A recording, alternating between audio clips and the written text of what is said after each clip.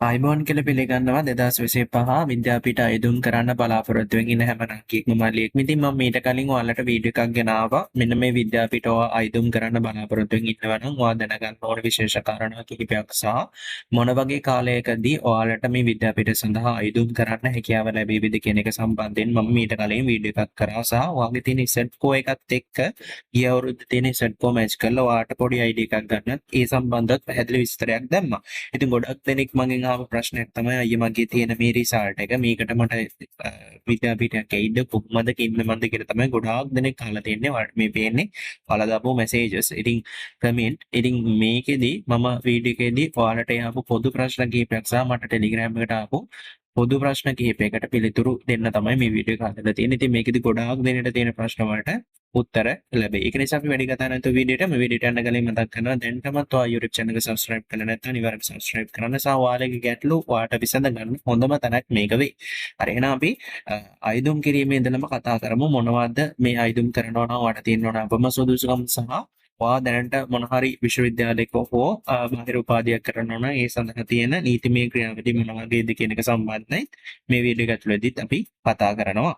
ඉතින් අපි අයදුම් කිරීමේ සුදුසුකම් ගත්තට පස්සේ අපි ප්‍රධාන වශයෙන්ම කලින් වීඩියෝ එකේදීත් කතා කරා ශ්‍රී ලංකාවේ පුරවැසියෙක් වීම අනිවාර්යයෙන්ම වැදගත් වෙනවා අයදුම් කිරීමේදී. ඒ වගේම තමයි ඔයා A-level විභාගයේ සාර්ථක ලෙස සමත් වීම තියෙන්න ඕනේ. ඒක විද්‍යාව වෙන්න පුළුවන්, ගණිත වෙන්න පුළුවන්, කලාව වෙන්න පුළුවන් සහ වාණිජ්‍ය අංශය වෙන්න පුළුවන්. ඕනෑම විෂය ධාරාවක් ඉන්න ඔයාට මේ සඳහා අයදුම් කරන්න හැකියාව දෙනවා.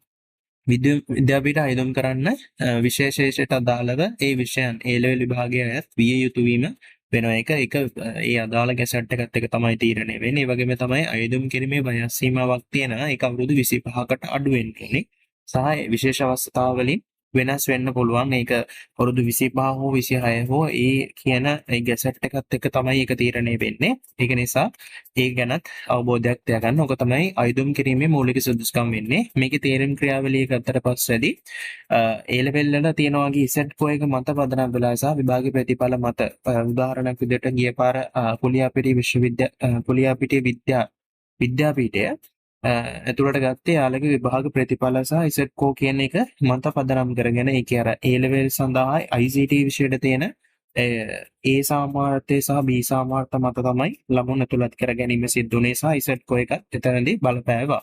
ඊට පස්සේ මේකෙන් තේරීපත් කරගන්න හැම ළමෙක්ම සම්මුඛ පරීක්ෂණයක් එව නැත්නම් ඉන්ටර්විව් එකක් සඳහා ලබාගෙන ඉන්ටර්විව් එකකින් තේරීම සිදු කරනවා. ඊට පස්සේ පළමු තේරීමේ ලයිස්තුව සහ පසු තේරුම් ලයිස්තු නිකුත් කිරීම සිද්ධ වෙනවා. ඊට පස්සේ මම කතා කරොත් පාඨමාලාව කාලය සහ වගකීම ගත්තොත් එහෙම පාඨමාලාව අවුරුදු 3ක් පුරා දිවයිනේ තියෙන විද්‍යාපීඨවලදී සිද්ධ වෙනවා. ඒක දකුණු පළාතේ නිල්වලායකේ වෙන්න පුළුවන්. එහෙම නැත්නම් ශ්‍රීපාදික වෙන්න පුළුවන්. එහෙම විවිධ ප්‍රදේශවල තියෙන විද්‍යාපීඨ තුල අවුරුදු 3ක් පුරාවට යනවා. හැබැයි අර කුලියාපිටිය එකේදී චුට්ටක් වෙනස් වුණා. ඒක අවුරුදු 4ක් දක්වා තිබිච්ච පාඨමාලාවක් වුණා. ඒ වගේම තමයි ඒක දැනට වෙනවා. දැනට යන ගමන් තියෙන පාඨමාලාවක්. ඒක නිසා ඒකත් චුට්ටක් ඒක අවුරුදු 4කට වෙනස් වුණා. ඉතින් ඒ වගේම තමයි ශිෂ්‍යයන්ට නැවත පරිපාලන සේවයෙන් පසු රාජ්‍ය ගුරු සේවයට පත් කිරීමත් සිද්ධ වෙනවා කියන එකත් මතක තියාගන්න. ඔයාට අනිවාර්යයෙන්ම මේකෙන් අයින් වෙනවත් එක්කම ඔයාට රජයේ සේවයට, රාජ්‍ය පාසල් ගුරු සේවයට ඇතුළත් වෙන්න හැකියාවක් තියෙනවා. ඒ වගේම තමයි පාඨමාලාව හදාරන කාලයේදී රාජ්‍ය ආධාරින ගුරු පුහුණු ශිෂ්‍යත්වයක් ලබා දීම, ඒ කියන්නේ ආහාර නිවාස සහ දිනපතා දීමනා වගේ දේවල් හම්බ වෙනවා මේ විද්‍යාපීඨ සඳහා ඇතුළත් වුණාට පස්සේදී. මේ සම්බන්ධව මම මේ තියෙන PDF එක ඔයාලට දෙනවා. මේක කියවලත් ඔයාලට අයිඩියා එකක් ගන්න පුළුවන්. ඊට අමතරව මොනවා හරි ප්‍රශ්නයක් තියෙනවා නම් ඔයාලට කමෙන්ට් සෙක්ෂන් එක ඕපන් කරලා තියෙන කමෙන්ට් එකක් දාන්න පුළුවන්. ඒ වගේම තමයි මේක අනුගමනය කරන්න ඕනේ නීති රීති ගැන මම කතා කරනවා. විද්‍යාපීඨයේ තියෙන නෝමල් නීති රීති ටික තියෙනවා. ඒ වගේම තමයි රෙගුලාසි සහ පරිපාලන නියමයන්ට අදාළව ඉන්න ඕනේ. ඒ වගේම තමයි පාසල් ගුරු සේවයට යාමට පෙර සත්‍ය පතක අපි ඉන්න බොන්ඩ් එකක් අත්සන් කරන්න ඕනි. ඒ අනුව ගුරු සේවයටපත් වූ පසු අවම වශයෙන් අවුරුදු 10ක් වා සේවය කරන්න ඕනි. ඒක අනිවාර්යයෙන්ම මේකේ තියෙන දෙයක්. ඒ නිසා අවුරුදු 10ක් අනිවාර්යයෙන්ම ඒ බොන්ඩ් එක රැස්සම් කරලා තමයි ඔයා මේක ඇතුළට ගන්න. ඒ වගේම තමයි පාඨමාලාව අතරමඟ හැර යාම හෝ විනාශකාරී හැසිරීම් වල වැළැක්වෙන්න ඕනි. ඒක සාමාන්‍ය දේවල් සහ පීඨය තුළ නිසියඳම ගෞරවනීය හැසිරීම සහ විනය භාවය පවත්වා ගන්න ඕනි. ඉතින් ඒවත් ඔයාට ඒ විද්‍යාපීඨ තුළට ගියාට පස්සේ දැනගන්න හැකියාවක් ලැබෙනවා. ඒ වගේම තමයි පාඨමාලා අවසානයේදී ඔයාට අවසාන විභාගයේ සාර්ථකව සමත් වුණාට පස්සේදී ඩිප්ලෝමා ඉන් ටීචින් කියන පිරිනමන ඒ සහතික පත්‍රය ලැබෙනවා. ඒ වගේම තමයි විට අදාළ විශේෂ අනුව රාජ්‍ය පාසල් ගුරු තනතුරකට ලැබෙනවා. ඒ තෝරගන්න විෂයත් එක්ක ඒ අදාළ පාසලකට ගුරු තනතුරක් සඳහා ඔයා අතරත් කර ගැනීම සිද්ධ වෙනවා. මම ඊට පස්සේ කතා කරන්නම් දැනට ඔයා විශ්වවිද්‍යාලයක හෝ උසස් අධ්‍යාපන ආයතන ස්ලේට් ආයතනයේ වෙන්න පුළුවන්. එහෙම නැත්නම් වෙනත් මොන හරි රජයේ ආයතනයකින් අධ්‍යාපනය ලබනවා නම් ඒ ළමයි මේ විද්‍යාපීඨය සඳහා අයදුම් කරන්න බලාපොරොත්තු වෙනවා නම් ඔයා පිළිපදින්න ඕනේ නීති රීති මොනවද කියන එක සම්බන්ධව මම මේක ඇතුළේ කරන්න පුළුවන්. මම කෙලින්ම අහන්නම් දැන් ඔයා හිතනවා නම් ඔයාට එහෙම අයදුම් කරන්න හැකියාවක් තියෙනවද කියන එක සම්බන්ධ ප්‍රශ්නයක් ඇහුවොත් අනිවාර්යෙන්ම ඔයාට අයදුම් කරන්න පුළුවන්.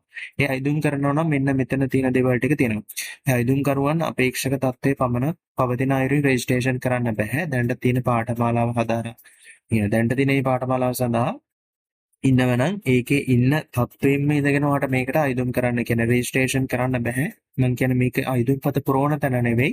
ඔයා විද්‍යාපීඨයක් සඳහා අයදුම් කරලි වෙන්න ඒ අයදුම් පත්‍රය ඒ කියන්නේ ඔයා අයදුම් කරලි වෙලා ඔයා මේකට රෙජිස්ටර් වෙන්න කියලා එයාලා කියන වෙලාවෙදී ඔයාලා අනිවාර්යයෙන්ම මේ දැනට ඉන්නේ පාඨමාලාව හෝ ඒ රජයේ විශ්වවිද්‍යාලයෙන් ඉවත් වීම කරන්න ඕනි.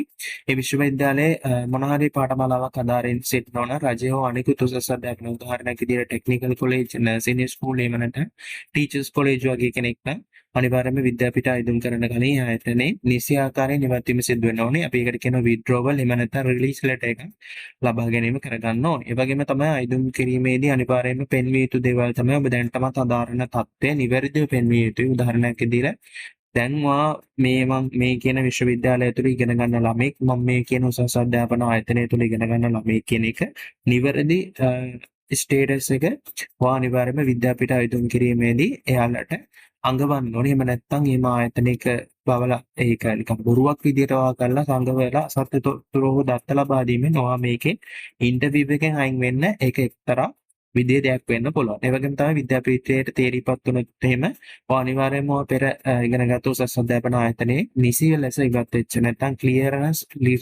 රිලීස් ලෙටර් එකක් ඉදිරිපත් කරන්න ඕනේ. ඒ ලිපිය නැමැති මෙතන විද්‍යාපීඨය තුළ නැති ඇතුළත් වීමේදී මේ අයිතියක් ලබා ගැනීම කියන මේ ඉවත් කරන්න අයිතියක් ලබා ගන්නවා කියන එක තමයි මෙතන තියෙන චුට්ටක් විතර වැරද්දක් තියෙනවා. ඒ වගේම තමයි රජයේ එකම වේලාවකදී උසස් ආයතන දෙකක ලියාපදිංචිව අනුමත වෙනවා. ඒ කියන්නේ ඔයාට විශ්වවිද්‍යාලයක ඉගෙන ගන්න ගමන් ඉගෙන ගන්න රජයේ විශ්වවිද්‍යාලයක මම මේකෙදි කතා කරන්නේ එක්ස්ටර්නල් ඩිග්‍රී ගැන. මොකද එක්ස්ටර්නල් ඩිග්‍රී ඔයාට විශ්වවිද්‍යාලයක ඉගෙන ගන්න ගමනුත් කරන්න පුළුවන්. එක්ස්ටර්නල් ඩිග්‍රී බාහිර උපාධි ඔයාට කිසිම ගැටලුවක් නැහැ. ඔයාට උසස් අධ්‍යාපන ආයතනයක ඉන්න ගමන් ඔයාට බාහිර උපාධියක් කරන්න පුළුවන්. ඒ වගේම තමයි විද්‍යාපීඨයක ඉන්න ගමනොත් එක්ස්ටර්නල් ඩිග්‍රියක් කරන්න පුළුවන්. ඒක කිසිම ගැටලුවක් නැහැ. මේවත් එක්ක ඒක සම්බන්ධ වෙන්නේ නැහැ. එක්ස්ටර්නල් ඩිග්‍රී කියලා කියන්නේ මේවට සම්බන්ධතාවයක් නැති දේවල්. හැබැයි රජයේ විසින් ඔයාලට ඔෆර් කරන එක්ස්ටර්නල් නොවන ඉන්ටර්නල් ඩිග්‍රී එක නම් ඔයා ඉන්නේ අනිවාර්යෙන්ම ඔයා මේකට බලපෑත් වෙනවා. ඒ නිසා රජයේ එකම වෙලාවකදී උසස් අධ්‍යාපන ආයතන දෙකක ලියාපදිංචි වීමට ඔයාට අවසරයක් හම්බෙන්නේ නැහැ. ඒ වගේම විශේෂ කාරණා තමයි විද්‍යාපීඨ පාඨමාලාව රජය අයදුම් කරුවන් සහ සම්පූර්ණ කාලීන ෆුල් ටයිම් පාඨමාලාවක ඉදිරියට තියෙන නිසා වෙනත් පාඨමාලාවක උසස් අධ්‍යාපන ආයතනික ක්‍රියාකාරකම් වලට එක් වෙලා අනුගමනය කරන්න බෑ.